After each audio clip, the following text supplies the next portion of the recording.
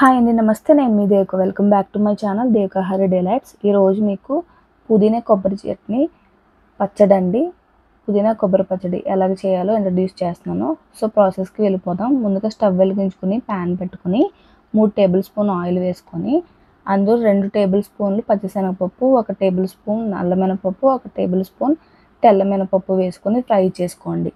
ఇది మంచిగా దోరగా వేపుకోవాలండి. ఎర్రగా మంచి కలర్ వచ్చి స్మెల్ వచ్చే వరకు బాగా వేపుకున్న తర్వాత అందులో ఒక 6 ఎండుమిరపకాయలు వేసుకోండి. ఇది కారంగా ఉన్నాయి కాబట్టి నేను 6 వేసుకున్నాను.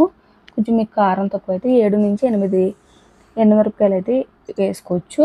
అలా వేసుకొని ఫ్రై చేసుకున్న తర్వాత అందులో నేను ఒక పెద్ద కట్ట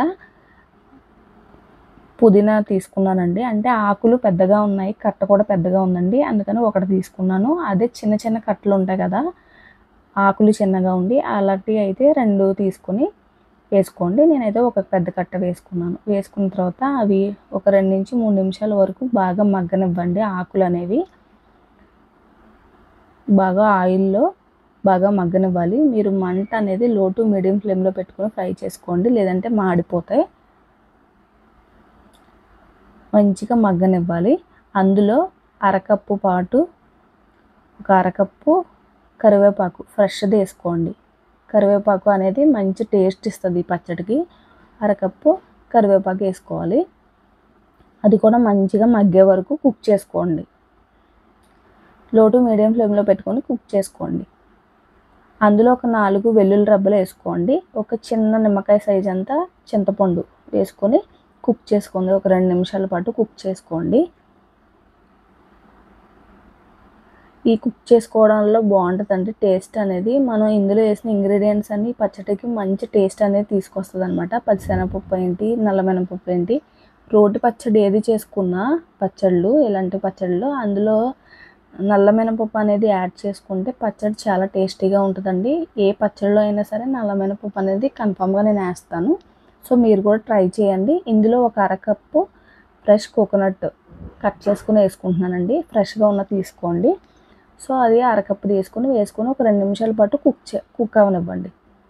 ఒక 2 నిమిషాల పాటు కుక్ అయిన తర్వాత స్టవ్ ఆఫ్ చేసేసి చల్లారనివ్వండి. పూర్తిగా చల్లారిపోవాలి.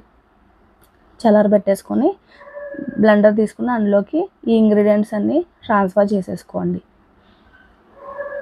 మొత్తం ఇంగ్రీడియంట్స్ అన్నీ ట్రాన్స్ఫర్ చేసేసుకోవాలి. చేసేసుకుని అందులో ఒక టేబుల్ స్పూన్ కల్లుప్పు వేసుకోండి. పచ్చళ్ళలోకి ఎప్పుడు కల్లుప్పు అనేది మంచి టేస్ట్ని తీసుకొస్తుంది, సాల్ట్ కంటే ఎక్కువ.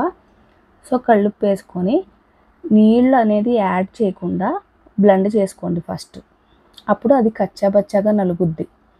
అలాగా వాటర్ అనేది యాడ్ చేయొద్దు. అప్పుడు నెక్స్ట్ ఎంత వాటర్ అయితే రిక్వైర్డ్ అవుతుందో మనకి రైస్కి లోకి పచ్చడి ఎలా చేసుకుంటాం అలాగా అంత వాటర్ అనేది వేసుకొని బ్లెండ్ చేసుకుంటే ఈ మాదిరిగా వస్తుంది. అలా వచ్చిన తర్వాత స్టవ్ వెలిగించుకొని ప్యాన్ పెట్టుకుని ఒక 2 టేబుల్ స్పూన్ ఆయిల్ వేసుకొని అందులో మనం మామూలుగా తాలింపు దినుసులు వేసుకుంటాం కదా, అలాగా 1/2 టేబుల్ స్పూను జీలకర్ర, 1/2 టేబుల్ స్పూను ఆవాలు, ఒక ఎండుమిరపకాయ ముక్కల కింద చేసుకుని వేసుకోండి. అందులో కొన్ని కరివేపాకు రెబ్బ తీసుకుని వేసుకోండి. అంతే. అవి ఫ్రై అయిన తర్వాత స్టవ్ ఆఫ్ చేసేసి ఇంగ్రీడియంట్స్ అన్నీ అందులో వేసేసుకోండి. మినపప్పు కూడా యాడ్ చేసుకోవచ్చు 1/2 టేబుల్ స్పూను. ముందు వేసినా కానీ తాలింపులో వేసుకుంటే బాగుంటుంది. సో 1/2 టేబుల్ స్పూన్ మినపప్పు కూడా వేసుకుని ఇవన్నీ బాగా ఫ్రై అయిన తర్వాత స్టవ్ ఆఫ్ చేసేసి ఇదంతా మనం చేసుకున్న చట్నీలో మొత్తం ఇదంతా వేసేసుకోండి. అంతేనండి. వేసేసుకొని మొత్తం కలుపుకోవడమే, ఇంక సర్వ్ చేసుకోవడమే. చాలా కమ్మగా ఉంటుందండి ఈ పచ్చడి. ఈ కొబ్బరి ముక్కలు వేసాం కదా, అది శనగపప్పు, మినపప్పు, దీనివల్ల పచ్చడి అనేది చాలా టేస్టీగా ఉంటుంది. మీరు ఖచ్చితంగా ట్రై చేయండి. ఒకవేళ కార్తీక మాసంలో వెల్లుల్లిపాయ లేకుండా తినాలి అనుకునే వాళ్ళు గార్లిక్ అవాయిడ్ చేసి స్కిప్ చేసి చేసుకోండి. ఇలాంటి కుకింగ్ వీడియోస్ కోసం మన ఛానల్ సబ్స్క్రైబ్ చేసుకోండి. Thank you so much.